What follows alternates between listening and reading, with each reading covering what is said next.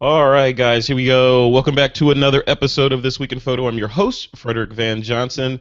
Couple of interesting stories to discuss and review this week, and to do that, I'm joined by Mr. Jose Rosado of the Angry Millennial Show and Mr. Brian Caparici of TWiP Weddings and the Sprouting Photographer. Hey, guys, how you doing? What's going on? Hey, doing well. Thanks for having me back.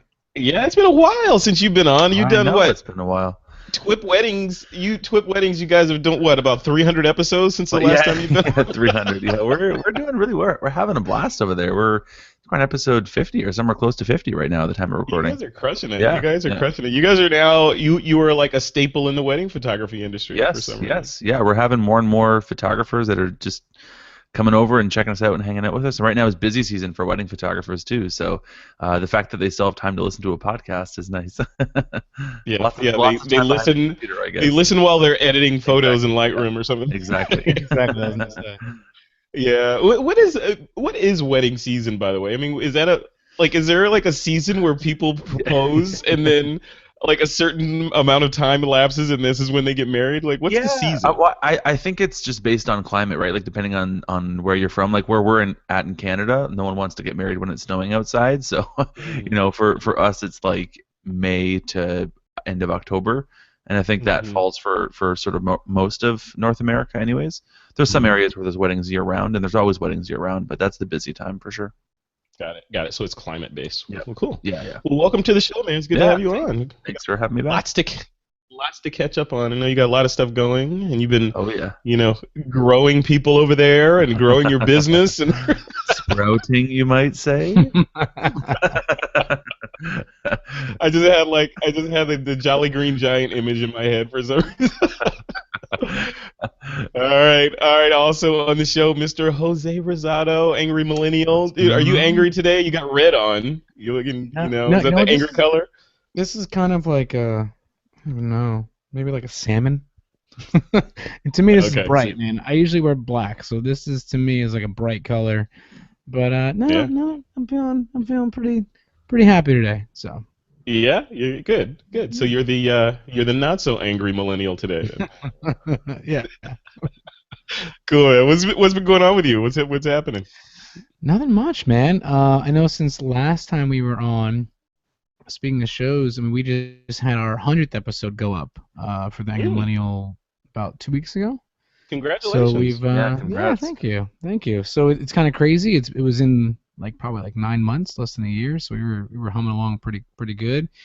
And now I've been putting a lot of my attention towards some other stuff. So changing Yeah, gears a which bit. we're going to talk about that later in the show, right? Yeah. Yeah, cool. All right, well, let's dive into the show, guys. This first story I want to talk about is Steve Jobs being inducted into the Photography Hall of Fame. So I'll just read this blurb here real quick, and then I have a particular tangent about this I want to ask you guys about. So When do you so the not have a tangent? I got opinions. I don't know. This blurb that Bruce put in here. This comes to us from Mac Rumors, and it's the International Photography Hall of Fame and Museum, in celebration of its 50th anniversary, has announced that Steve Jobs will posthumously be inducted into its Hall of Fame in St. Louis, Missouri, which recognizes the art or the work of pioneers, artists, and innovators who have pushed photography forward. Some of the folks that are in there, or that are being inducted in, which is going to happen on October 28th, will be Photoshop co-creators John and Thomas Knoll. Hey guys, I know them. Documentary filmmaker Ken Burns, photographers Ernst Haas and Andy Leibovitz is going to be inducted. Singer-songwriter Graham Nash and documentary photographer, let's see if I can get this first name right, Sebastio Salgado. Salgado, I think I got that right. So they're all getting inducted. Steve Jobs is getting inducted, and of this crew, I think and I don't know. This is what I wanted to talk about. So looking at the other folks on the list, we have musicians, we have other people that have done really, they're artists. But I would argue that Steve was not an artist. He was undoubtedly a visionary and undoubtedly changed the world and continues to change the world by virtue of the machine I'm talking to you on right now, and my phone and my other computer and my Apple TV and all this stuff floating around. He changes the world and continues to change the world posthumously. But well, he wasn't an artist per se. He wasn't creating artwork, or was he? Was the fact that he was pushing these things and these technologies like the iPhone forward, which is what he's being honored for here, is that in and of itself art? I don't know, Brian. What do you think? I mean, I guess art's a pretty loose term to define, right? Like, how do you really put how do you put a box around that? I think it's kind of difficult. I guess, my perspective on it is, did he have an influence on photography as a medium? I would say without question he had influence on that. Like, his work had a huge influence on that. Would I say that his work had influence on professional photography? But that's the thing. His work, though, right? Yeah. And I don't want to take anything away from Steve, but there was a giant team of people that created the iPhone, from the design to the mechanics of it to the software to all that stuff. But so it was. He signed the check, though, right? Right. It was through his visioning and his leadership, and he's always been the face of it, right? He's always taken the credit in terms of being the innovator. I mean, I think that's the case for anyone that's ever recognized for something amazing. It's typically never just one person, right? It's backed by a team, but certainly it's led by him. But I think I think the medium has certainly been influenced by him. But in terms of influencing photography, the art form or the creative aspect of photography, I don't know if I would. I don't know if I agree that he has had a significant impact on that. Like, if you look at our industry, has he had an impact? Not really. Has he had an impact on improving the art of photography?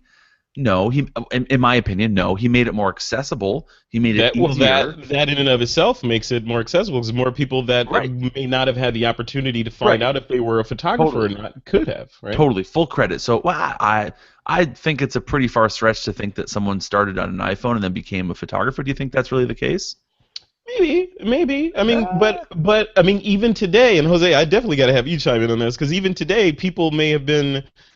I mean, you may start and end on an iPhone. I mean, there's careers. People are shooting ad campaigns with the iPhone. That's true. So you can't say that weddings on iPhone, right? You can't. And who knows what this next iPhone is going to be? And these other phones that the iPhone triggered, like the Samsung Galaxy 7, that new thing that I'm lusting after the features that thing has, would that be here had it not been for the iPhone? So, or would it? I guess that's the thing. Like, I guess call me maybe more traditional and more of a purist of photography. I don't, like, just personally, I don't look at that as necessarily in and of itself advancing the art form of photography. Certainly there's some great photographers that make some great work through it, but I think the medium of the iPhone itself, in and of itself, it made photography more accessible, but I don't think that it necessarily in and of itself had a positive impact on the art of photography. But certainly, I'd love to hear Jose's opinion on that too. Jose, what do you think? I mean, you could just look at Flickr, and Flickr will tell you that the iPhone had an impact on photography, because it's still the #1 camera on there, whether or not you consider the work there pro or real photography or not. There's a lot of good shots on there. It's amazing. #1 camera is iPhone. What do you think about that? I think I agree with Brian to a point where he says, there is a distinction to be made, right? So you have, to me, you have the art of photography, which I personally think anyone who owns a camera and likes taking pictures is a photographer. That's my personal take, right? Now, are you a professional working photographer? No, not quite, right? So there is that distinction between the art of photography and being a professional. Now, like he said, did it come out with something that really revolutionized our workflow as professionals? No. But if you're talking about impact on a global scale, on a very, like you said, a visionary scale, yeah. I mean, you look at people in third world countries now that have a smartphone and have a camera and have Instagram accounts and can share. Look at Instagram, Jose. Look at Instagram. Instagram was born of mobile phone photography, right? So multi-billion-dollar companies, and Instagram is just one of them. Multi-billion-dollar companies came about and because of these devices. There are these giant industries that are here now. So Yeah. Okay, that's but an so okay, impact. I want to ask a counterpoint to this, because again, and this is, I can feel the fire in the purest of me burning up, just because I want to get into this. So would you say Instagram is a social media platform, and it was Yes. never necessarily designed for professionals. It was designed for people to share photos. And certainly everyone takes pictures, right? I completely agree with that. But would you say that the invention of Twitter made everyone authors? Well, Sorry. Let me clarify. As the art form and creativity of a writer. I would not no, necessarily absolutely say not. that's the case. So why do we think that that's the case of Instagram and photography? I'm just playing devil's advocate, because I do think that it Good. made it more accessible, but I don't think that it was made to influence the art form of photography. Certainly it's done things for that, but I don't think that just because you post on Instagram doesn't mean you're a photographer. But using that Instagram, Twitter sort of example, what Twitter did for blogging and I wouldn't say creative writing or any of that, but Right. if you look at the impact that Twitter has News had reporting. on news gathering and reporting, Yeah, it for sure. completely changed the game. Absolutely. Completely changed the game, right? So it had an impact on there. I don't know if the impact of Instagram is analogous to Twitter, but Instagram photography has certainly changed the way a lot of photographers and Totally. people that ordinarily wouldn't have considered putting a shot up there and throwing a filter on there and saying, "Wow, look at what I did." It's exposing people that would ordinarily not have been exposed to this are now exposed, and maybe a percentage of those people may say, "Well, if I could do this with my phone, what if I go get a real camera?" And then Right. they take it forward. So I mean, there's no way to quantify that, but Right. I'm just guessing. And to be fair, there are people, like we said, who literally make a living off Instagram, Yep. Mm-hmm. like as a photographer, right? So Yep. they'll take pictures with their phone, have a brand and a platform within that social media platform, right? Yeah. And literally make a living. So one would argue, we could sit here and say, well, that's not true as a purist, and you're right, but that's just merely a distinction. Totally. Yeah. You can't totally. argue the fact that now exists. I think what I see is the lines are blurred between photographer and sort of back in the day you'd have YouTube stars and people would become famous on YouTube by doing things, and you could say the same thing, and I'm sure the video production industry was having the same conversations back then, right? Saying, well, they're not video production artists, and it's like, well, yeah, but they're making money from making videos. I don't know what else you want to call it. So certainly, I mean, the lines are blurred, and I think maybe for that reason, Steve Jobs deserves recognition as the head of who's led up a big change, a big shift in that industry, perhaps. Yeah, having read stories about the inception of the iPhone and how, I don't remember the guy's name, which is a problem, right? That presented the idea to Steve, who then signed off on it and all that. I'm just wondering, do you get credit? Should you get credit for signing off and funding an idea and authorizing a group to build something awesome, or do you get credit and inducted into the International Photography Hall of Fame and Museum for writing code? Like Thomas and John Knoll with Photoshop wrote code. They were in there writing code and living in the matrix for years on end to make stuff that every single person that has anything to do with graphics touches and knows about today. I mean, Photoshop's, is used in our daily lexicon, so is iPhone, but these guys, I feel like they touch the code. And I'm not like, I want to wrap this whole thing, and I'm not diminishing Steve Jobs' contribution to this galaxy, but at the same time, I'm wondering, is this induction correct for someone who authorizes the production of something awesome versus actually hammering nails and sawing wood? I don't know. I mean, I think the buck's got to stop somewhere, right? And I mean, certainly, I'm sure that there's some PR play in all this and how everything has gone. You got to kind of have things funneled into something in order to make a point. But I guess and maybe I've got a bit of a skewed perspective. I'm the CEO and the founder of Sprout Studio, yet I haven't written a line of code. Yet would I take the credit if Sprout Studio got recognition? I probably would, because I led the team. They're my ideas. I've visioned the whole thing from the get-go. Did I actually build the thing? No. Did I have input on building the thing? Yes. So does that Yeah. make me any less credible than those that actually built it? I don't know. Well, flip the switch. Yeah.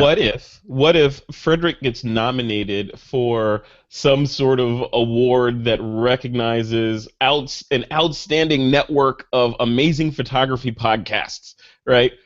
I had the idea and I pulled it together, Right.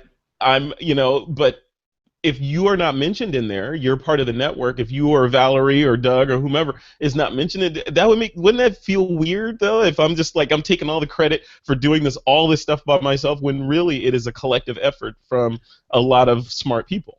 Well, I guess in I your think thank you speech, I would just hope that you mention us. That's all. No, I'd be Yeah. like, hey, I did it all by myself. You know what I mean? Like you said, it's like any professional athlete, right? Yeah. The guy hits the Yeah. home run that won the game. Everyone's touting him because he's the most Exactly. front-facing person. Yes. But if he's worth his salt, he'll say, "Hey, listen, guys, it wasn't just me; it was a team effort, right?" Yep. Yeah, And that's the yeah. same thing. You need someone to be front-facing, and for a lot of those people, and I think Brian kind of alluded to it, is they can write code, but they can write code for anything. Mhm. He's the Yeah, one that told them, "I want you to write code to build X."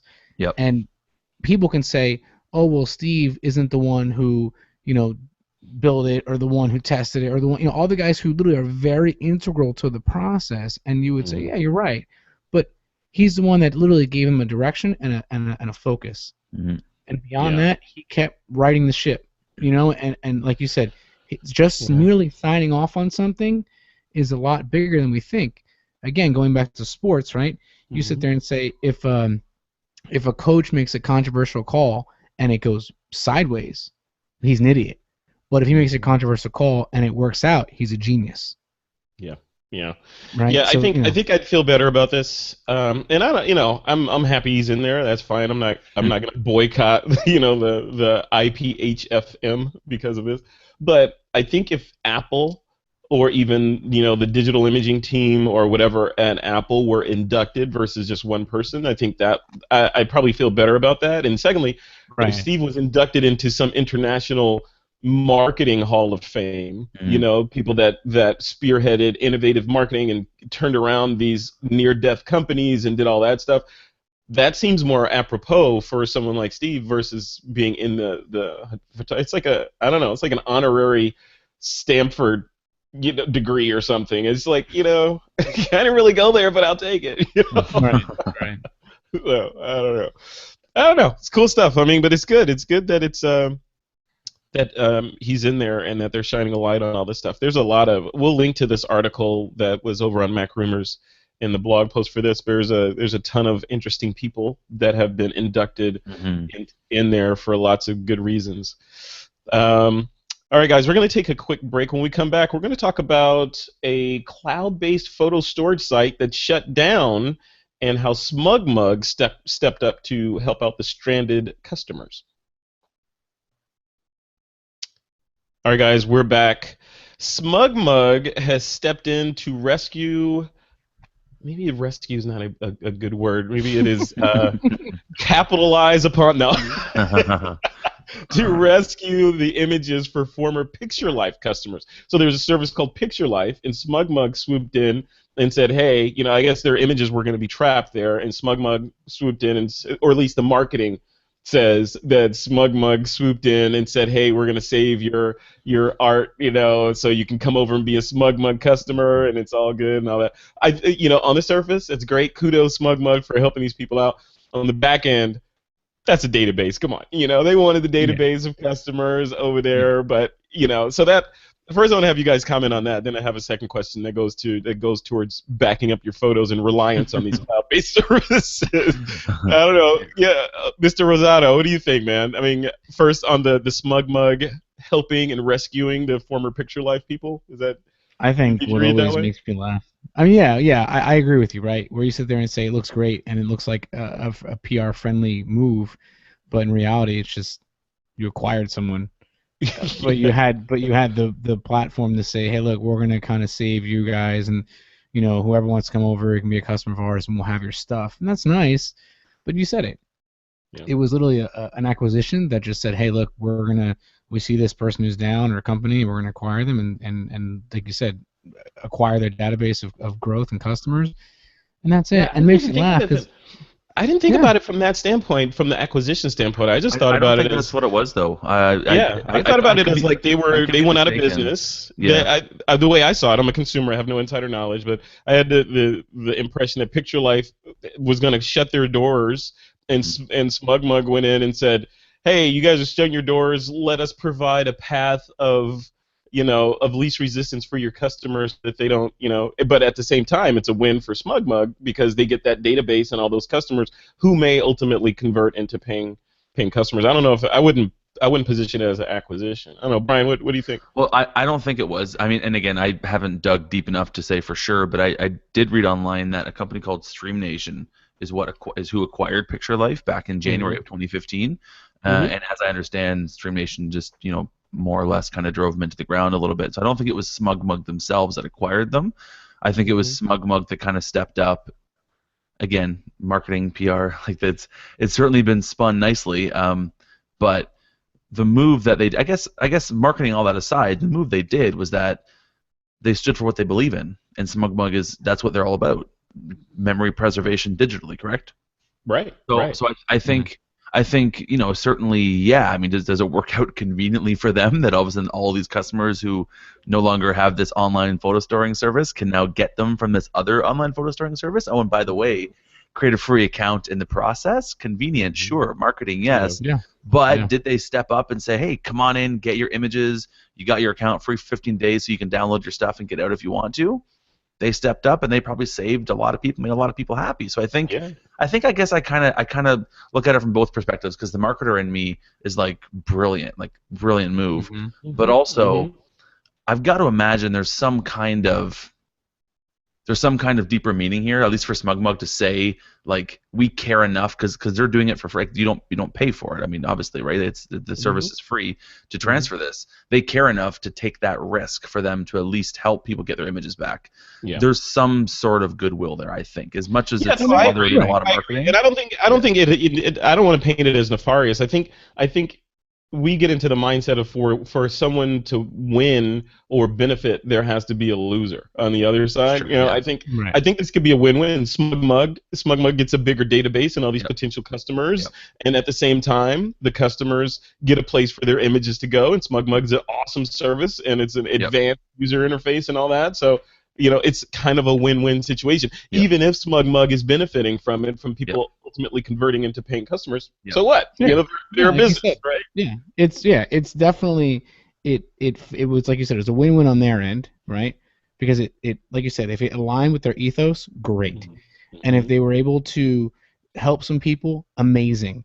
But we're all naive. We don't think that the next time Smugmug has a meeting, they're not going to talk about the growth of X many percentage of people, and they're not going to also talk about the conversion rate of all those people to Yep. paid customers. And Yeah. it was very calculated because it is a business, right? Yep. So, and again, that's not to say, even if you sit there and say, hey, I did it because of the business first, we got to remember that doesn't make them bad. That just makes them a business. You know No, what I mean? totally. Yeah, Like, That's right. totally. That's just good you know, business. That's just good Yep. business.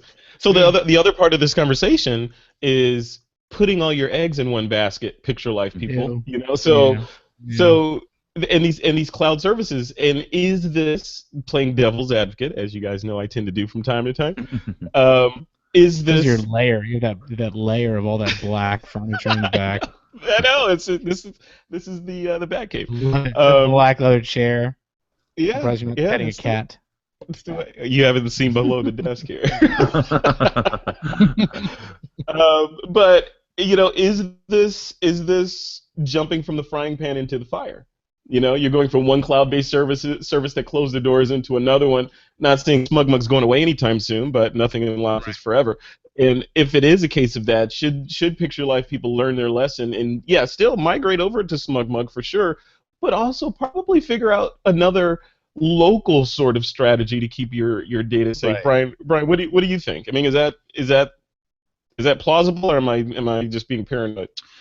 Yeah, I mean, like, I think anyone that trusts, and again, this is like the purest in me. I mean, I've got hard drives upon hard drives of I backup. know. I'm a wedding photographer, so I've got like the most redundant of redundant backups imaginable, and so I couldn't imagine trusting it just to the cloud. And I think those that do trust it just to the cloud, have seen things like this and they end up getting bitten in the butt. I remember not long ago, similar kind of situation, Pictage shut down, and they kind of left their customers a little bit out sort of in the pouring rain with that one. And yeah, I mean, if I think it's a mistake if you're a photographer, and I would even say even if you're a photographer, I would say if you're a consumer of the digital age today and you take pictures, which hint hint, that's probably you / every person that takes pictures. We need to start thinking a bit better about the way that we preserve our photography. And I think for me this actually comes down to even a different conversation from cloud backups or from like local backups. I think this means people need to start printing their damn pictures, because if you printed your pictures and you had a cloud backup of them, there wouldn't be any issues. Like I've had hard drives go bad, I've had cloud backups go bad, but I still have a photo album. Yeah, and I mean, there's pros and cons to everything, but I think this is just another example of people automating this workflow to get images onto zeros and ones, and then they just forget about it, and then all of a sudden something catastrophic happens, whether it's a hard drive going down or a cloud service shutting down, and they freak out. And it's like, well, obviously you didn't care about them enough if they've been sitting on a hard drive or on the cloud for 2 years and you haven't seen them. So yeah, I think I think every time something like this happens, it should shake people up to say, what are you doing with your photography? And if you're not actually enjoying your photography in some way, why are you taking pictures in the first place? Yeah, you're just capturing. You're capturing picture Pokemon and putting them on your hard drive for later. They don't really mean anything, but they're there. I got them. Right, just in case. Just in case. Yeah. I don't know. I mean, yeah, you hit it right on the head, because then the other piece of it, and Jose, I want to hear about your workflow, because people. I don't know, I'll talk about me. I'm a notorious procrastinator when it comes to things like this, right? And it's like, it's working fine. It's on the Drobo. I don't need to put it in the cloud. It's going to take too long to get it up there. It'll never happen to me. And, of course, this kind of stuff happens. And, Brian, you said, yeah, print it. Printing is good, but that's still not fail-safe either. Somebody could break in your house, steal out your stuff. Your house could burn down. Totally. Flood, whatever. Nothing. There's no foolproof 100% way to safeguard everything. People thought, 5 years ago, 10 years ago, that just keep burning CDs. That'll be the way to save everything. Not so much, right? Jose, what do you do? I mean, what's the correct way to build a bulletproof strategy so that you can, at least for the most part, safeguard against disaster? I mean, like you said, it's like the whole thing started out was all your eggs in one basket, right? Mm-hmm. And we can sit here and say all day long, well, it's easy, so I'm going to do X, or this is the most convenient, so I'm just going to do that. And I think, it comes to a certain point, like I learned the hard way when I was starting out, that I was probably like my third year in, and I didn't have a very good system, and a bunch of drives crashed. And then I literally had to go to clients and say, hey, listen, that event I did that we can't redo and we can't just reshoot, I lost it. And at that point, I was starting to make traction like in commercial work, and these were clients who were hitting me up to run an ad and pay me lots of money. And I lost that whole client, and it like didn't destroy me, but I learned a really hard lesson. And now I think of what I have now, and even still, I'm like, it could be better. But at the same time, I have a bunch of bases covered. I have a cloud service base that covers all of my computer, my laptop, and all my external drives, right? And then I have two drives that run time machine backups of my machines, and then I have just drives that I actually just throw stuff on, right? And then on top of that, I have a network drive that just brings everything up, itself, and that one's like a 12 terabyte drive, right? So in that sense, right, it's like they're all one of each of those things, right? A couple of them are local, a bunch of them are on a network, a couple in the cloud, and and like you said, I know, like you said, I'm not going to be proactive sometimes. That's why I have Time Machine. But that whole thing, that's like the whole. I was like, as you were describing that, a flow chart was drawing in my head of like how all this stuff works.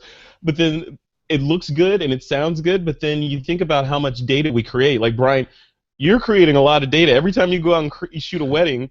And you only have so much bandwidth, whether it's at your office or your home, for that Yep. data to get synced up to the cloud before you even before you go out to shoot another wedding.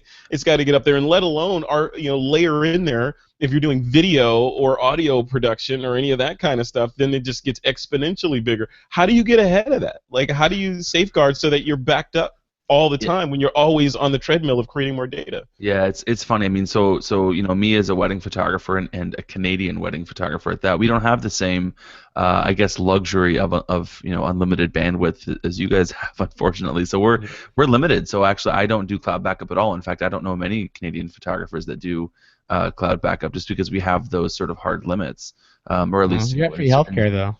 Yeah, this is true, right? And they don't have to lock their doors, I hear. That is at least until the election and all the Americans come up there, right? Yeah, then you guys are coming up, right? But yeah, so I don't do cloud backups. I just have hard drive backups, and I keep a copy at the office, keep a copy at home. There's always one copy in both places, so even if one place were to burn down, I've got a copy of everything in the other place, and it's actually really simple, and it works for me for like a simple backup strategy. Yeah, I just wish. I think the solving, again, I think we were all born too early, because I think what will solve all this if we have much faster bandwidth than we have right now, right? Because the limiting factor is that straw we have to suck all this data through, and the bucket's getting bigger and bigger, and the straw is not getting that much bigger fast enough, right? So if we had a pipe where the data, it was irrelevant, like, okay, I want to copy, this giant video project I'm working on to Brian, I can just drag and drop it to your hard drive and it's there like that, then everything changes, rather than, oh, Brian, I'm going to send you these files through Dropbox and they're going to be there tomorrow evening sometime.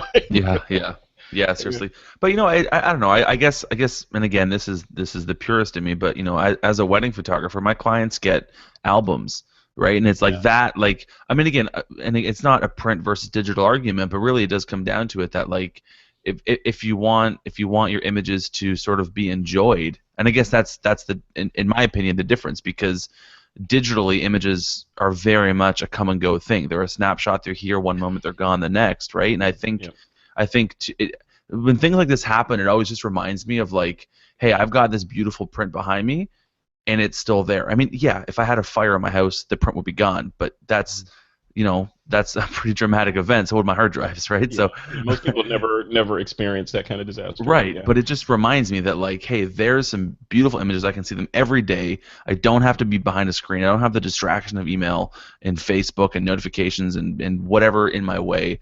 It's pretty easy to look at. I don't got to go search for it in a hard drive. It's right there. I enjoy it, and it just reminds me that's a great testament to the value of printed photography. And I think that things like this, I've seen this. It happened to my brother. He had his computer go down, and he forgot to back up, blah, blah, blah. And I said, you at least have some prints, right? He's like, no, I got nothing. All I have is the copies I have on Instagram. And I'm like, really? All you have is, like, the 900 pixel by 900 pixel version you can screenshot from Instagram?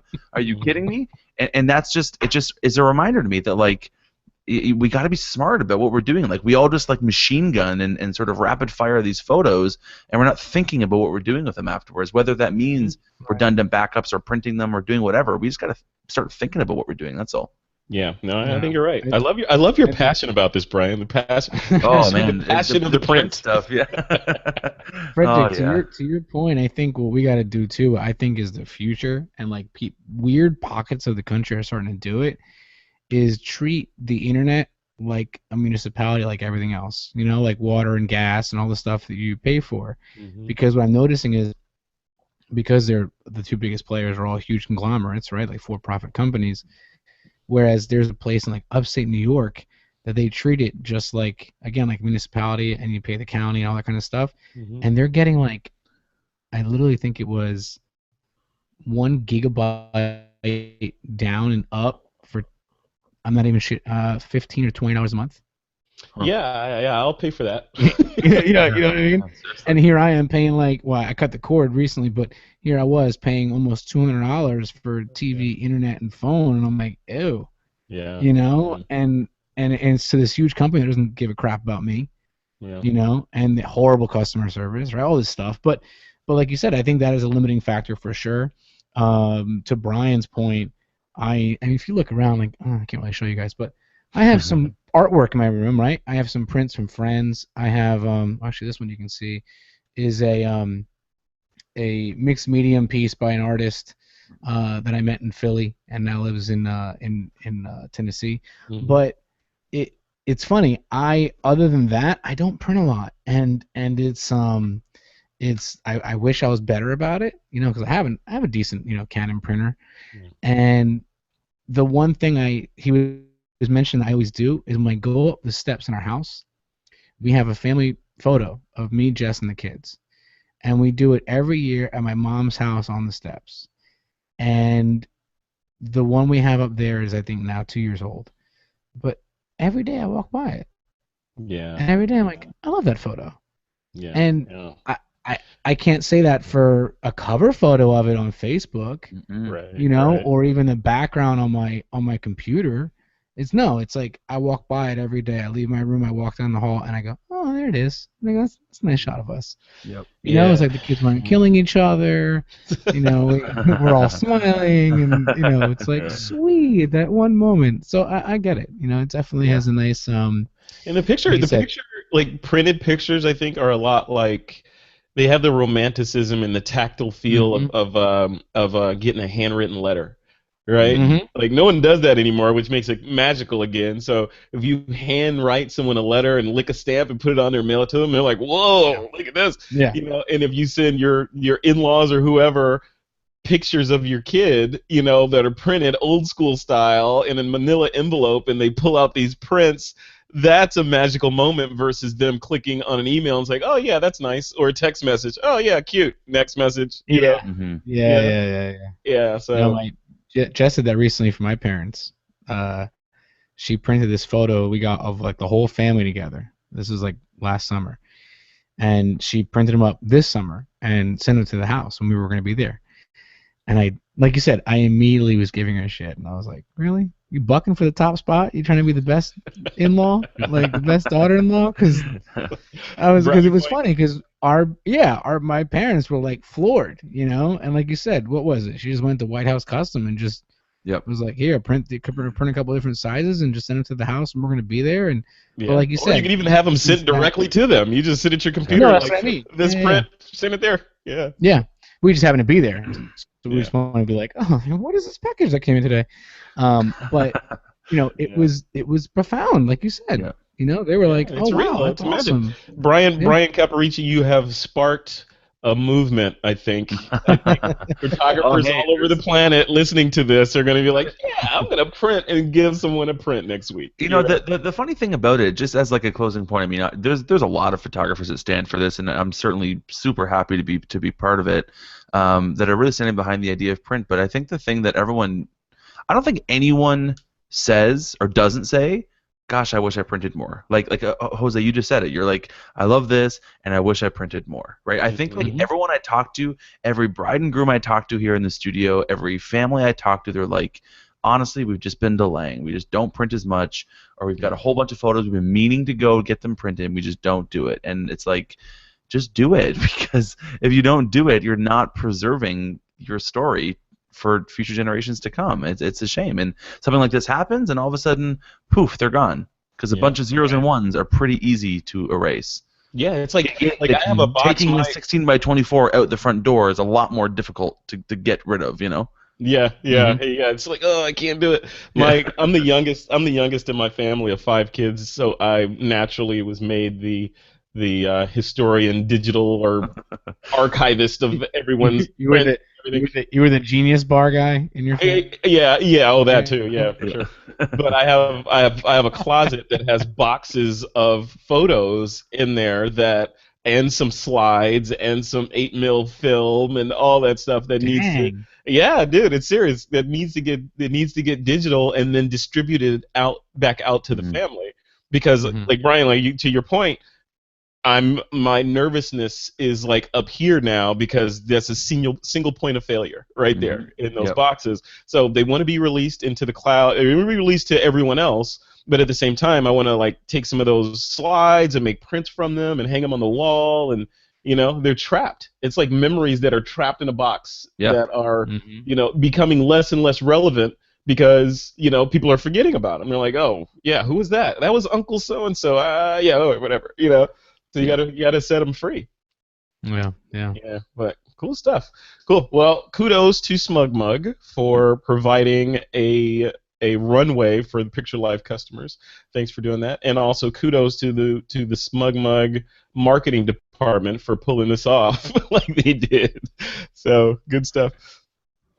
All right, guys, let's move on to story number 3. So story number 3 is about drones. So as of this past Monday, as we record this, I believe it was, the FAA has finally finished their federal rules in the United States. Sorry, Brian, around around drone flight.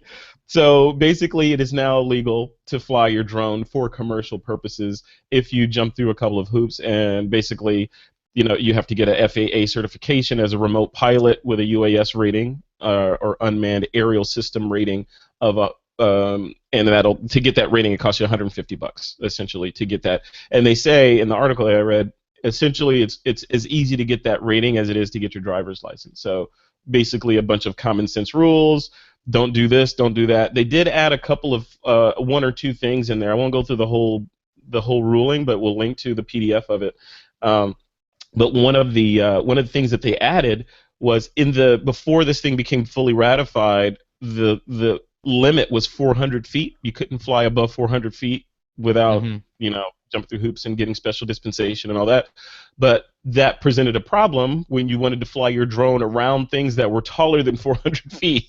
So they changed the law. So now that if you can fly over things that are 400 feet if necessary, and if you're on top of something that's 400 feet above the ground, you can fly 400 feet above that. So yeah, so they I think they're I'm proud of this. I'm happy that I was worried last year that this would go in the complete opposite direction and oppress an entire industry, which would have opened up an entire underground industry, you know, war on drugs, you know, like and it just would have been bad, right? So they're being really smart and methodical, and you know, for the most part, I feel like they're being relatively open-minded about this new drone industry and what it can do, and opening up the rules or allowing this commercial flight. It's not, you know, we're photographers, so we tend to see things through the photographer's lens, right? But I think the commercial flight opens up all kinds of avenues for agriculture, search and rescue operations, delivery, as we saw rumors of that from Amazon, etc. Policing, you know, all kinds of things that this opens up. Even you know, I could in the future, this is me putting on my future hat, I could see in the future these services that do like security, offering, you know, you can hire a security guard to watch your complex or your business or whatever during hour to hour. What if you do that remotely now? Why do you have to have people there? You can have drone towers there with a centralized station where they say, okay, it's time to do our walk around, and hit a button, and they do a fly around, you know, and look at the place, and you know, everybody's happy. If something anomalous is happening, you know, call the real police or whatever. Yeah. Or just like how security guards do, they'll just put a little gun attached to the bottom of the camera. Party Fife's gun. You can chase them with pepper spray. Exactly. You know, exactly. But you know, with great power comes great responsibility, and I'm sure, you know, over the years we're going to start seeing stories of crazy stuff going down with drones because, you know, humans are involved, and whenever humans are involved, things tend to go. Humans can do really amazing things, Sistine Chapel, you know, Leonardo da Vinci, all this stuff, but we can also do really stupid things. So, you know, expect a double-edged sword to be swiping through this industry. Jose, what do you think about this? Now that this ruling is out there, are you going to go buy your drone and start shooting for profit? Oh, God. Yeah, I always knew it was one of those things. I have a lot of very expensive habits. Let's see, cycling, nice firearms, photography, you know what I mean? Like, I looked at drones and I was like, no, that's going to be another Pandora's box and just drain my bank account. So I stayed away up until now, but like you had said, I have so many friends, you know, like Colin and some of the people who are so big into this space that I was always interested in seeing how it would play out because I had the same fears you did. I was thinking to myself, oh man, here comes Big Brother putting down all these crazy loopholes you got to jump through that don't make any sense just to make some money Yeah. and be able to, crack down on people. And I thought that's the way it was going. But like you mentioned, with this update, this is huge because now they're realizing, hey, listen, we could probably spur a lot of growth, money, and other things out of playing nice instead of playing dictator. It's an industry. And it's going to be pretty neat to watch. I didn't. Part of my hesitation towards jumping into the drone space was I didn't feel like I wanted yet another subscription, right? Because I feel like my phone, owning an iPhone or these high-tech smartphones, it's like a subscription. You're going to upgrade it, So you get caught on that gravy train. My computers, they all need to be upgraded from time to time. That's another subscription. My cameras need to be upgraded from time. Then now I'm going to add another piece of high-tech gear.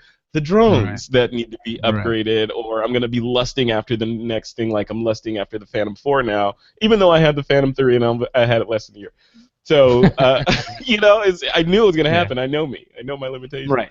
Brian, what about you? I mean, you're the working wedding photographer that when you make decisions to purchase things for your business, it's on a spreadsheet and you have to have a conversation with your CPA, I'm sure. Of course. AKA my wife. Yeah. AKA, Oh, double whammy. Uh-oh. Yeah. It's like financially it makes sense, but no, I'm going to say no. Right. Why? Because I said so. Shit. Yeah, exactly. I can't argue that logic. So are you going to be adding one? You think? No, I mean, so for me, no. I think it's like super interesting. I mean, obviously, the rules are a bit different in Canada and stuff. I think we're a little bit more lenient actually right now with it, with what you can do with it. I think it's cool. I think it's one of those things like.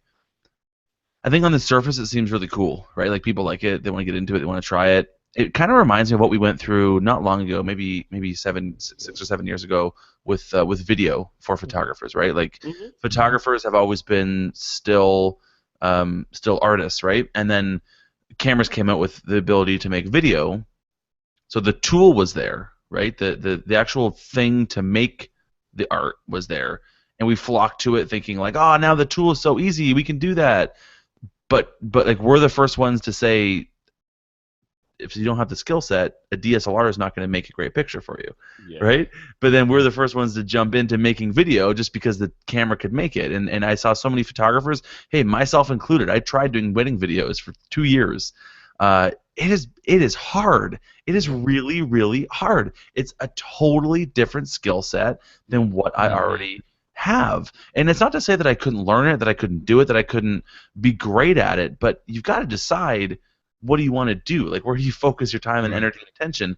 And just because the tool is there doesn't mean your ability to follow through and create a great piece of art is also going to be there with it. It involves a skill set. And I think, and again, I have zero experience with drone, so I say all this with a very large grain of salt, but I have to imagine. This time next year, you're going to be flying your Inspire. I have to imagine though that there is a skill set with that as an art form, like in terms of what you're going to do with it, what's the follow through, how do you do it, how do you fly it, stabilization. I mean, like all those things. That's the thing, though. It's not that. I mean, I waited as long as I did, and I'm happy I did because they were harder to fly before I got mine. And the Phantom 3, you can learn to fly that thing literally in about 5-10 minutes, and you're good. And I'm not saying you're not going to be flying drone racing and doing all that stuff. But to have the world's tallest tripod, it's basically the world's tallest tripod. Right.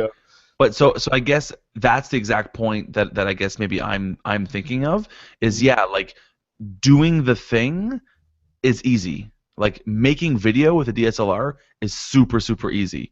But making something that actually is useful and that people will enjoy and that has a finished thing, like a finished piece of art, what is that like with drone photography? Like, yeah, making one great picture over top of a vineyard, super cool. What does that mean for me and for my business? I guess for me, I look at things from like a from a business perspective, but also from like a finished perspective, right? Like again, for me, albums, everything's about albums. So if you're going to get into drone photography, what am I doing with that? That's actually going to be that finished piece. I feel like I've seen some incredible like I'm in Niagara, right? So I've seen some amazing drone footage of the falls.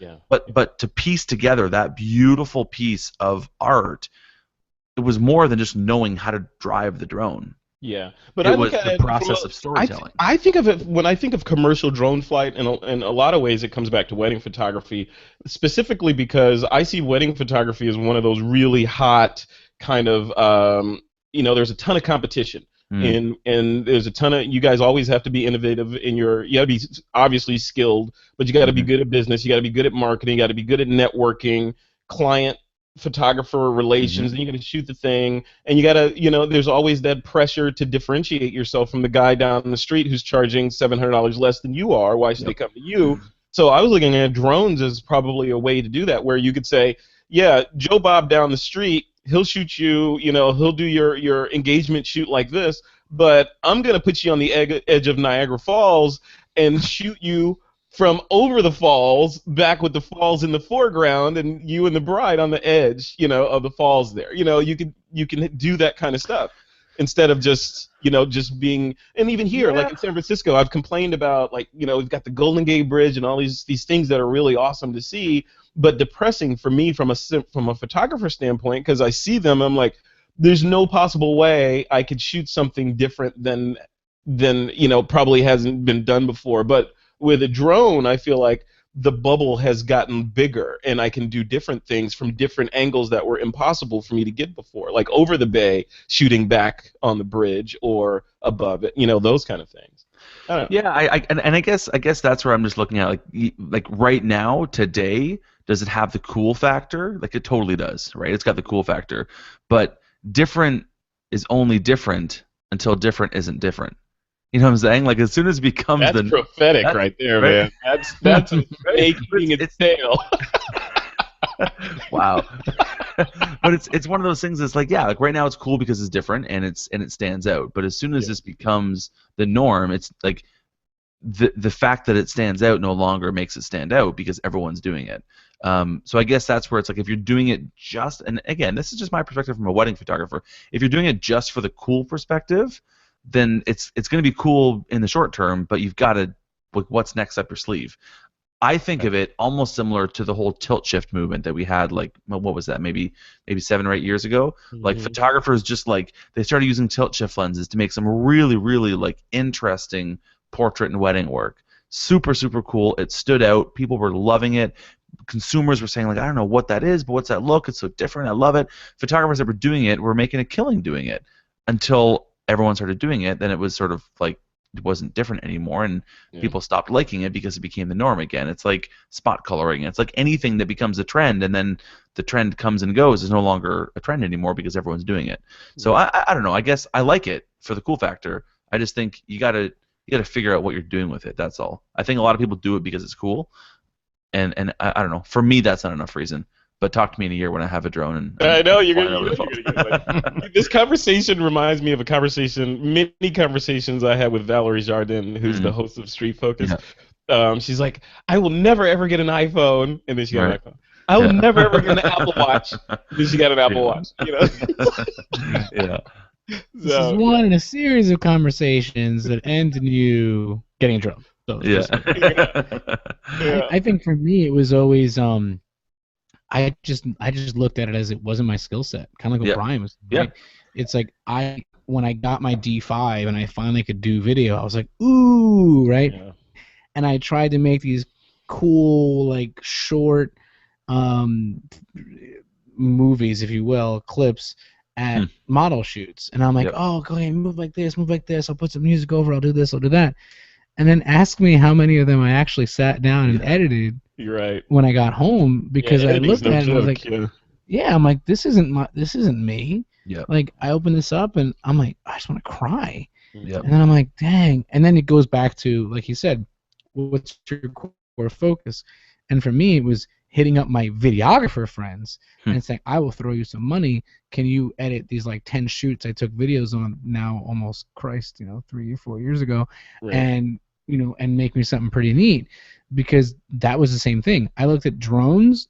The still photography is amazing, but I always looked at them as a videographer thing. Yes. Yep. Yeah. Agreed. Like you said, to me, it was like I have buddies who have them, and yes, you can get a great still image, like you said, of a winery. I did a shoot recently at a winery for the winery as a venue, and it was the same thing. My buddy came, he was a videographer, he brought the drone up, got a great shot of the whole vineyard, everyone was happy.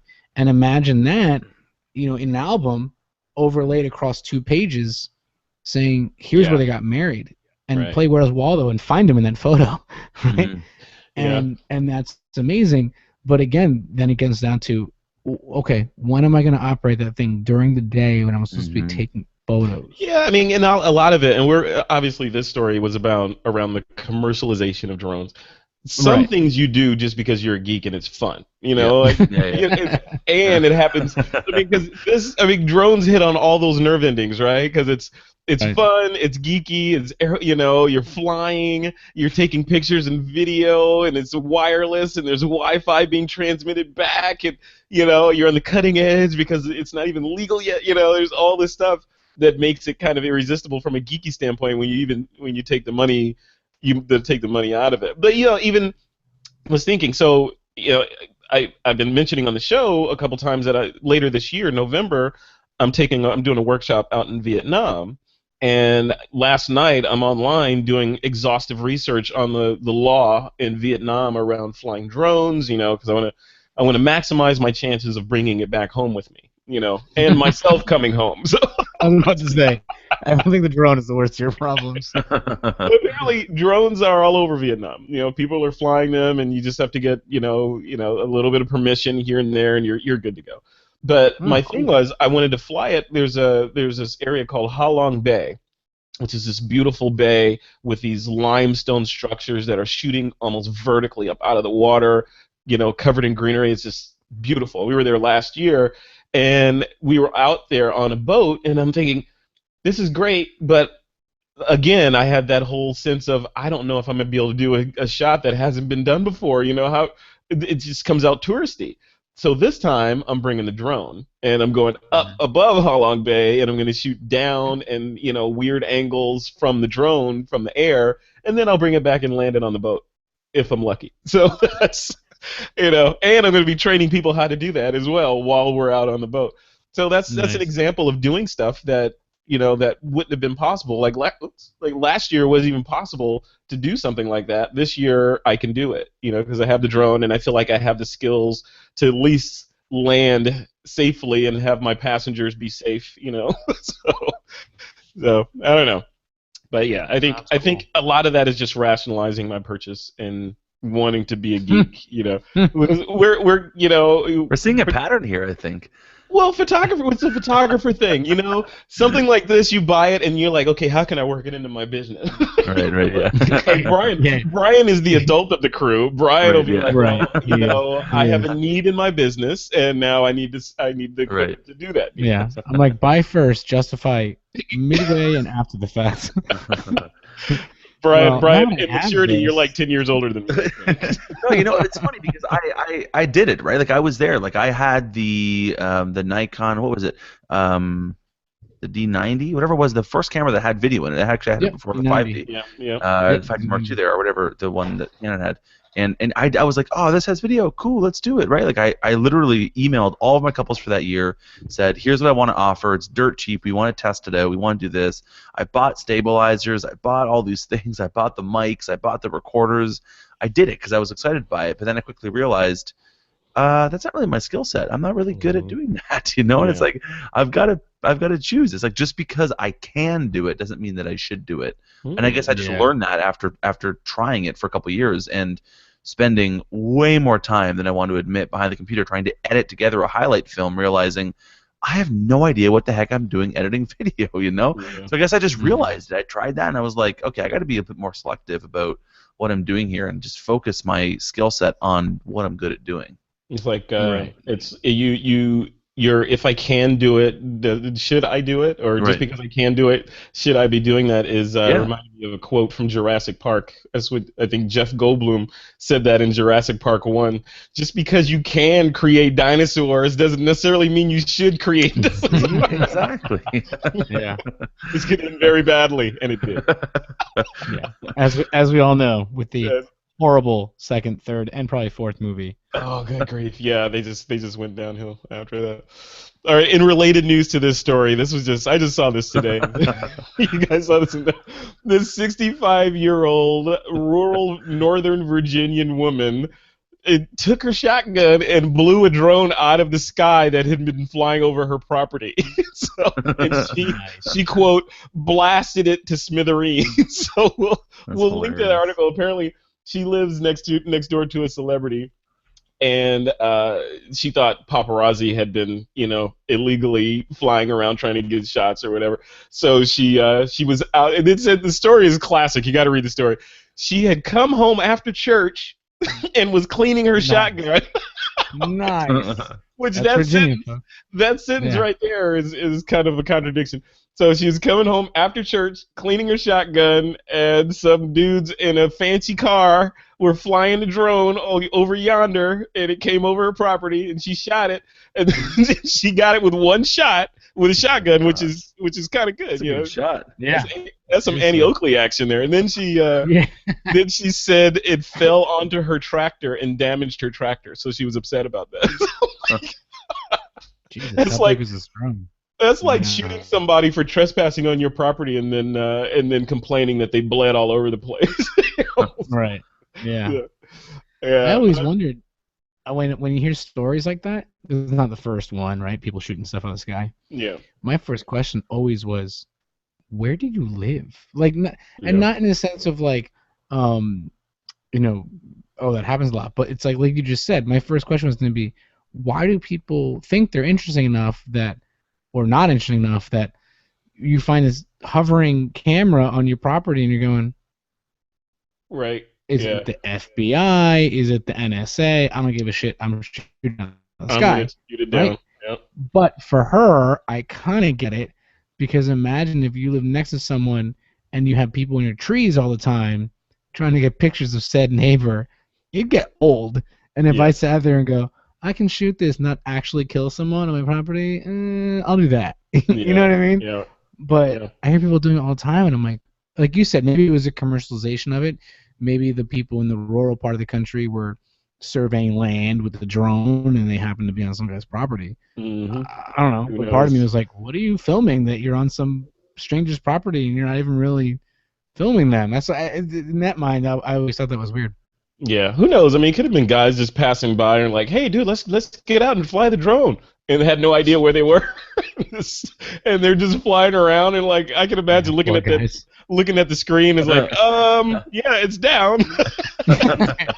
Is that a shotgun? Oh my god! I know. But her Break hat left! and outfit are Break adorable. left, Maverick. Break left. Yeah, evasive maneuvers. Yeah. Interesting. See, like I said, it's going to get interesting over the next couple of years with this kind of stuff yeah. happening. And as drones get more and more sophisticated and bigger and cheaper, and like the industry is about to explode now, especially with this new legislation in the United States. It's going to get interesting and more fun. Yeah. All right, guys, we're going to take a quick break. When we come back, you guys are going to share your picks of the week with the TWiP Army. All right, let's jump into our picks of the week segment. Remember, you guys can pick anything to recommend to the TWiP Army as long as it is somehow related to photography. Jose Rosado, I'm going to let you go first. What is your pick of the week? So my pick isn't anything groundbreakingly new, but I know I'm trying to go with Brian here on the whole wedding thing. Is Pixie Set. So for some people, maybe they use, and this is Smugmug or some other gallery service, but I've found that Pixie Set, and I found it through Wedding Photographer Friends, was the best, most affordable, easy to use, and amazingly beautiful way of sharing proofs with clients, and that not necessarily just for wedding clients, because obviously that's a big draw for them, but just anyone.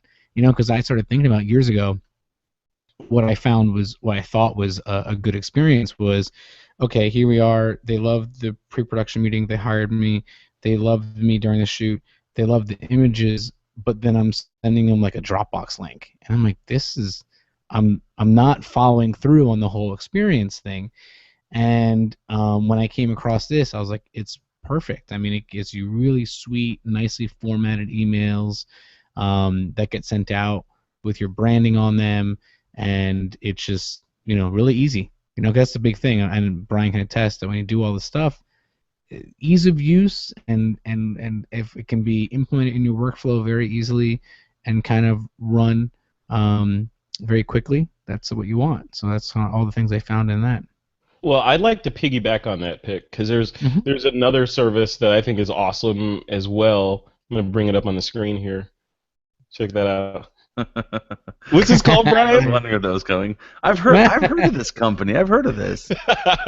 They look really innovative. Wow. They do. Look at all those celebrities that are using it. Look at that. So this is Sprouting Photographer at sproutingphotographer.com. Brian, this is your quote here from your tagline: the first all-in-one system for photographers, studio management, online galleries, digital fulfillment, album proofing, in-person sales. Does it come with people? And much more. Does it come with people? You gotta pay for it, man. That's in the top tier. You Is get that your own. illegal? So give us what since we talked about Pixie Set, which is kind of a smaller or a different kind of competitor to you. Yeah. Tell Totally. us what you do here. Yeah, no. So I mean, PictureLife is amazing. It really, really is a great service. Like for photographers that just want galleries, they are without question like top of the rankings. So I back that, and I have no issue with that at all. So yeah, I mean, so Sprout Studio is the software that I founded and am the CEO of and get to work at every day, which is a lot of fun. We basically come in and take over the entire workflow that a photographer needs, or the software obviously helps them with that, from studio management to online galleries to digital fulfillment to print ordering to album proofing to sales to reporting to bookkeeping, like all that stuff. Because the challenge that I found as a working full-time wedding photographer now for 10 years is that I would have a gallery system, but then I'd also have my bookkeeping system, and I'd also have my album proofing system, and I'd also have my invoicing system, and I'd also have a questionnaire system, and I'd have a studio management system. I'd have all these things all over the place, and it was just super complicated, and it never really gave me a full picture of what was going on in my business, and I had to waste a lot of time with all kinds of logins and links, and my clients had a confusing experience because they had links from a whole bunch of different things, and it just wasn't a great experience in my opinion. So Sprout Studio is what we built to basically come in and do all those things in one place. So clients can see their gallery, their album proof, they can download, they can get their contract, they can pay their bills, answer questions, book you, do whatever they want, all in one place. So all for $50 a month. All for $50 a month. No, that's US. Yeah, that's good. Look at that. We do have a Canadian option because we are a Canadian company, so our Canadian customers get to pay in Canadian dollars, not $49, but. Now this is. I mean, you're a wedding shooter, so is this targeted specifically at wedding photographers, or can we targeted the wedding and portrait professional? I mean, we have a lot of commercial photographers, we have a lot of editorial photographers that are using it, but for the most part, wedding and portraits.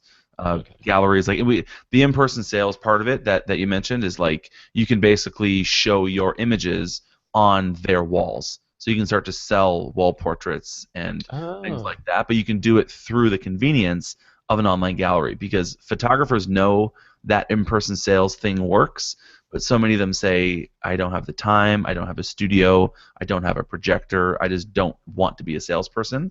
Yeah. So they end up doing an online gallery, and we all know that when you do an online gallery, you get big old 8x10 print sales at most, right? So what we've done through that is basically married the process that we do in person sales, but done it online. So you can still get wall portrait sales, but through online galleries. You have to come on. You have to let me interview you so we can do like a walkthrough of Sprout Studio. Let's do it. I want to see. I want to see behind the. I want to see what the UI looks like, and the man that built it or Yeah, totally. or directed the team that I built directed. it. I'm the vision. Give them the I can't overview, take Steve all credit. Jobs. Should I list my developers now? Then is that what I should be Exactly. Exactly. Yeah. Cool, But man. no, So like, and again, like totally, like for photography, like we have a lot of photographers that they come in, they try us, and they're like, honestly, we don't want the studio management, we don't want all those things, and Pixieset's the first one we recommend. Like, they're a great gallery system, so I definitely like back up that pick of the week without question. yeah, I'm using Pixieset as well. Yeah. It's awesome. It's clean. It's Yep. easy, and it gets out of the way. It lets me Yep. just if I go out and do like a portrait shoot or a commercial shoot or whatever, the gallery option. Yep. It's done. Here you It's go. awesome. Looks great on the iPad. Looks great on the desktop. Looks great on the phone. Totally. Yeah.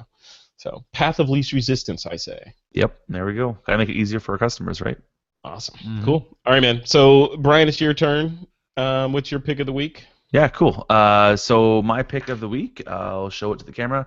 The Fuji X Pro 2 Now you're and just bragging. 23 mm 1.4 lens. Pick of the week. It's my pick of the week because I just got back from 5 days up at the cottage, and this is all I had with me the whole time. Super lightweight, super portable. It takes great pictures. It's a perfect like just run around camera and lens combo. You're gonna get amazing photos out of it, but at the same time, it's lightweight. I don't feel like I'm a photographer out there on the boat with like a big DSLR and a big lens, creeping out at the sandbar with my kids and stuff. So I can just I can be a dad. I can be in the moment. But I can still take great pictures. So I love my Fuji stuff. I use it professionally. Like I use my Fuji for weddings, for portraits, for boudoir, for all that stuff. But it's that lens and that camera combo is just perfect for just a getaway vacation, for walking around, for going to the park with your kids, things like that. It's like a street photographer. Yeah, like, it's sort of perfect for that. It's perfect. Yeah. What was Is the that, focal length for that lens again? That's a 23 mil, 24. so it's on a 23. 1.5 crop body. It's an APS-C sensor, so you're at 35 with that. Which I was gonna say that's what I was thinking. It's like a 35. Yep. I love my 35 on my full Yeah. frame stuff because it's like perfect. It's perfect. That'd Yeah, be it's what, perfect. about a 17 on micro four thirds then, right? Yep. Yeah. Yeah, and the Fuji X Pro 2 has a new black and white film preset, and it's just like it's phenomenal. It's called Acros, and it creates a very film like the film look is hot right now, right? And it creates a film-like look through the camera, but it doesn't just do it by desaturating everything. It actually processes the image. Every image you take, it processes it. So the black and whites, the JPEGs out of the camera are unbelievable, and I can't match it through processing, like through Lightroom and all that. I cannot get it because it does it in a way that it processes. It actually adds grain to certain tonal ranges. cool. It removes it from others. It's an amazing look. It's got like an algorithm there for it does. developer, fixer, and stop bath, and it's like it's like a little thing in there. Yeah, it's seriously amazing, and you can't even get it on the other Fuji cameras because you need the processor in this one to do it. So to shoot black and white in camera, to see it as you're making it in black and white, is just it's revolutionized like how I photograph because of the electronic viewfinder. I love it. I've never done that. Have you, Jose? Have you done that? Because I've never shot. I will shoot raw and then process it later into black and white or whatever. But I've never, even though my cameras can do that, I've never shot in black and white. Oh God, yeah, So that's all I do. I do it. Yeah, I do it when I shoot weddings because I'll have it in RAW. So technically speaking, what I'm seeing in the back of the LCD is just and it has that same treatment, right? And I'm going, cool, because in my mind, when I'm shooting certain things, I want to get that emotive black and white kind of look and feel, and especially if I happen to show, the groom or someone else a quick photo, they can already see like a nice edited, polished kind of preview. And then when I go home and I dump the raw, when I upload in Lightroom, it all in my head I go, that one photo, I already saw it in black and white. Now I'm going to process it that way because I knew it looked good on my camera when I took the photo. However, when I'm not shooting actual work and I'm shooting personal stuff, I use it all the time. I'll just switch it back and forth. If I'm shooting in JPEG, I'll shoot some stuff in black and white, flip it back. And on Nikon, on my D5, it had a really nice feature where the same thing. You could mess around with the contrast, the sharpness, the grain, and all of that to Yeah. make it look like a really nice high punch black and white. But to be fair, we can't give credit to Nikon or Fuji. We have to give credit to the engineers and developers who actually do that work. Yeah. I love it. Nice. Now you guys are getting it. Good. Dig a little deeper. Dig a little Nice. deeper. Yeah. Cool, man. That's awesome. So the Fuji X Pro 2 and a 23 f1.4 lens. Yep. I love it. I love it. Yeah, my the lens that I think should be arriving any day now is a Lumix. I'm on Micro Four Thirds, so this is it's a Lumix 42.5 f1.7. And I can't wait to get my hands on that because I can't even do the math. What is that? An 85? It's a 90. It's a 90. It's around 80. Yeah. 90. Yeah, or 85-ish. Yeah, Yep. It's an 85. So it's a portrait lens. You know, it's like got the gorgeous bokeh and all that, but it's like it's about this big, maybe a little bit bigger than that. So, That's nice. That's wow. my. Like this is a 15. This is a 15 millimeter f1 f1.7. So it's a 15 f1.7. About that big. Yeah, it's awesome. This is wacky it next to numbers. my iPhone. Look at it. Yeah. Yeah, it's amazing what you can do now with mirrorless. I mean, it's it's phenomenal. Panasonic's doing great things, Sony, Fuji. Yeah, all of them. Yeah. Yeah. It's good. It's a good time to be a pixel capturer. Cool. All right, so my pick, and I left it downstairs, so I can't show it to you guys. It is a holster, and I'm going to bring it up on the screen. So I have the Theta, the Ricoh Theta, you know, the little 360-degree camera, and I'm in love with that thing. I've been taking it around a lot, but the problem with it is that it comes with a little neoprene case, but that's it. It's like a sock for it. So it's kind of it's a little camera, and it's easy to drop, and you can't really lay it down anywhere. So this is the perfect accessory for it. It's a camera belt loop case that's made out of some kind of plastic cow type material. But it's got inside of it, it's lined with microfiber. So you stick your camera in there, it won't scratch the lens, and you put this thing on your belt, and you're good to go. If you're out and about taking, doing 360 photos, you don't necessarily have to leave the camera. Like today, or before I got this, I would put the 360 camera in its sock and put that in my bag, and then when I'm ready to do a 360, I got to go find it out of the bag, take it out of its sock, boot it up, get it ready. With this way, I feel like I'll be able to shoot relatively quickly. And the thing was only like under $7 on Prime. And I ordered it yesterday. It's like free one day. I ordered it yesterday. It showed up today. So it's like if you have one of these Thetas, which aren't cheap, you almost have to get this. So I would definitely suggest people go and grab one of these off Amazon. By the way, Big Brother's watching. You actually ordered that on Thursday, just FYI. Oh, did I? Where is it? It says it right there. You purchased this item on August 25th. I feel Google like and Amazon, all of them know everything. You know what? I ordered yesterday. There's a little lens cap, a little plastic cap that goes on it. So if you want to keep it out, I ordered that too. That's what I ordered yesterday, and that showed up today too. So we're both right. So you have how's your belt loop look? Is it this, and then next to that is like a Nokia that you also have in a very similar kind of leather-bound case as well? On full dad mode. Are you trying to say I'm Batman? Are you trying to say Batman? Yeah. I'll have you know, angry millennial, this will be the first thing that I've ever put on my belt since, and I'll date myself here. Since I had pagers. Two-way pager. Two-way pager. I had the clamshell one, the clamshell Motorola. Yes.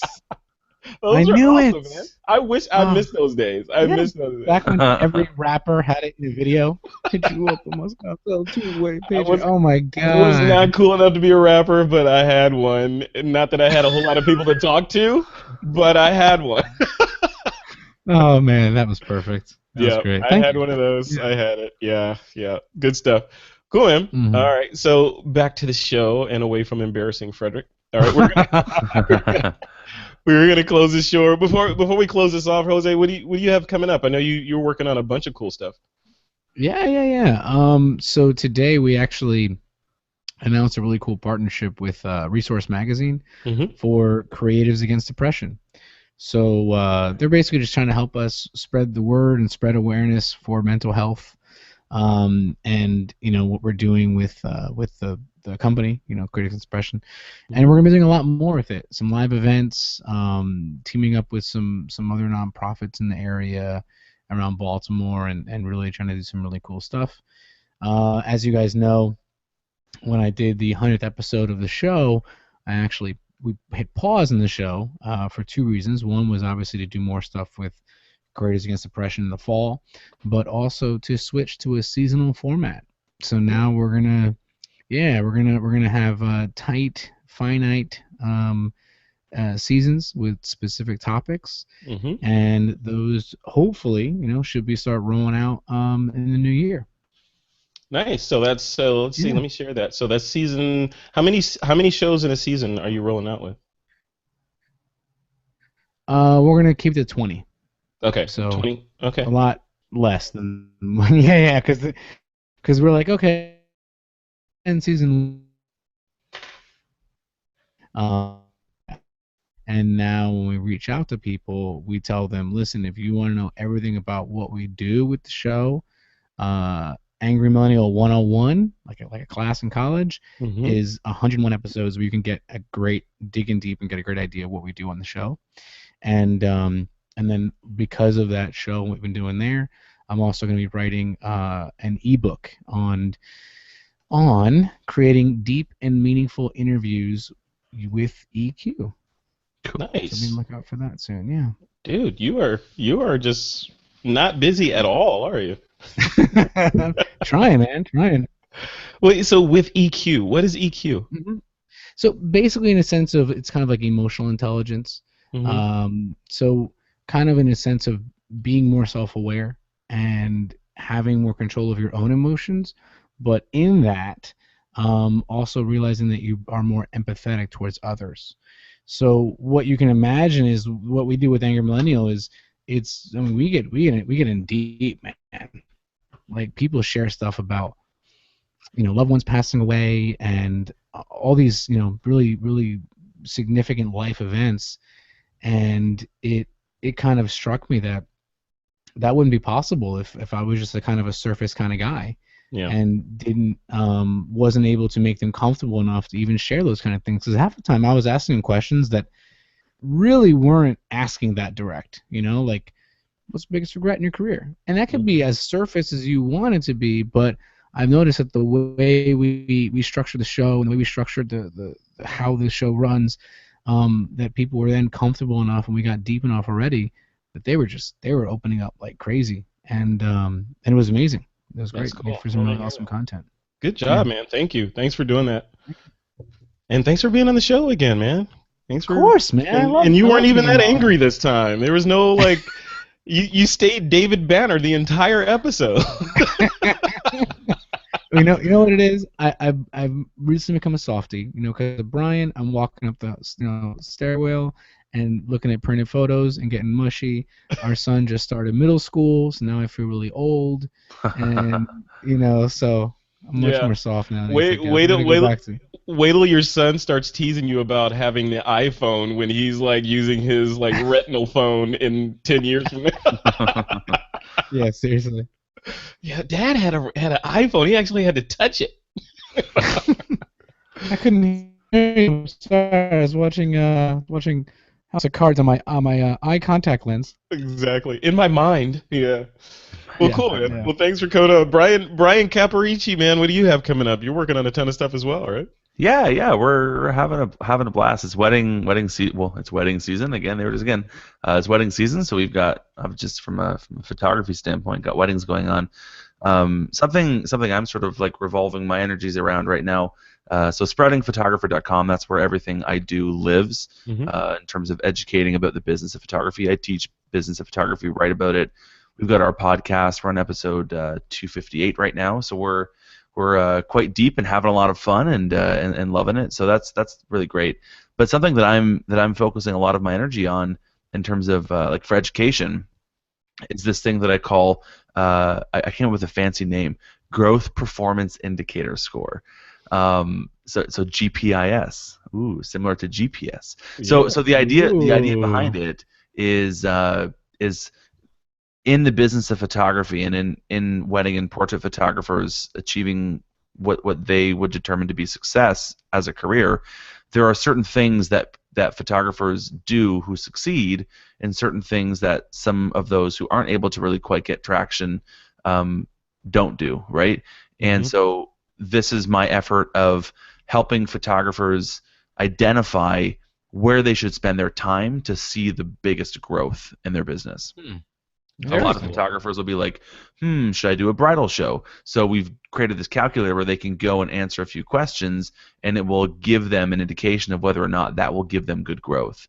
And then they do that repeatedly for a number of things they're considering of pursuing, and then it can kind of give them a bit of a scale to judge things on. So I recently actually taught this at a workshop, and it was really interesting because it makes people think more objectively about where they want to put their time and energy. And it makes them think more critically, because photographers, as we've seen, are notorious for wanting to spend their time in areas where they want to spend their time as opposed to the areas where they should spend their time. And I'm all about helping photographers, wedding and portrait photographers, reach success in business, because at the end of the day, I think there's nothing more fulfilling than being able to make a living doing what you love. So, nice. And this thing is accurate. I took it while you were talking. Oh, did you? And should I buy a drone? No, I asked it about podcasting, and it said it's definitely worth pursuing immediately. So okay, so there's this thing that I want you to think about called cognitive bias. It's kind of like a mental placebo. Yeah, exactly. You will answer the questions the way you want to. Yes. But yeah, so that's it's a totally free calculator. Frederick obviously just walked through it. Yeah. Spreadingphotographer.com. Click the calculator button there, and you can walk through it yourself. But I'm putting a lot of energy into finding the way to talk about this with photographers, because I want to help shortcut photographers to get success and to be able to make a living doing this thing that they love with our cameras. I've been fortunate for 10 years now to be able to buy a house, have a family. My wife has been able to be a stay-at-home mom. We've purchased all of our cars. I've been able to put food on our table with my camera, and I think that's just an amazing thing that we can do, make a living doing what we love, and I want to help more photographers do that. That's why I do everything I do with photography and helping teach. So that's just sort of the next phase. I'm leveling up a little bit. So that's cool. And we talked about Sprout Studio earlier, but you also have, like you mentioned, a podcast that you're creating on too. Tell us a little bit about that. Yeah, so the Spreading Photographer podcast, it's all about the business of photography, specifically for wedding and portrait photographers mostly, but we do have some commercial topics on there as well. But we just get in there and we dig deep all about the business of photography. It's all about giving like actionable ideas and how-tos and really helping photographers sort of understand and demystify the complications of business, because photographers, as I've learned, do not like business. You know, we get into this thing because we like the creativity, not because we like the business. So for 258 episodes now, we have been helping dig deep to help photographers understand business. So we get like $60,000 a month. So we've got quite a big community of photographers that care about leveling up their business skills, and obviously love to have any listeners here come join us because you're listening to a podcast. Yeah. So you clearly you like podcasting. So, I only have one bone to pick with you about this podcast, man. I don't have TWiP on there, do I? You have us right here, but you have our old logo. Oh, the old logo. Okay. You need the new logo. Yes. Right, you got it. Cool, man. Well, congratulations. Yeah, both of you guys are crushing it, doing cool stuff for the industry. And looks great, Brian. I see some great mutual faces like Jeremy Coward and Michael Anthony. Yep. I have to definitely cool. check it out. Love that. Yeah. Very cool. And and like the design of the site is very clean, very approachable. Very cool. It's the sprouting look. They're trying to make the business of photography as sexy as possible, I suppose. There you go. That should be your new tagline. Yeah. Business is sexy. Bring sexy back. Yes. I was waiting for it. There it is. I couldn't let it go, man. Go on. Love it. All right, guys. We are at the end of another episode of This Week in Photo. TWiP Army, please be sure to visit the new TWiP School over at twipschool.com and check out all of our other shows on the network, including TWiP Weddings, that you can go listen to Brian spout more knowledge on if you need him to do that, as well as Sprouting Photographer. Subscribe to his show over there as well, and also check out our YouTube channel. We've got many of our shows also have YouTube components, so subscribe to TWiP on YouTube. And with that, it is time to take that lens cap off.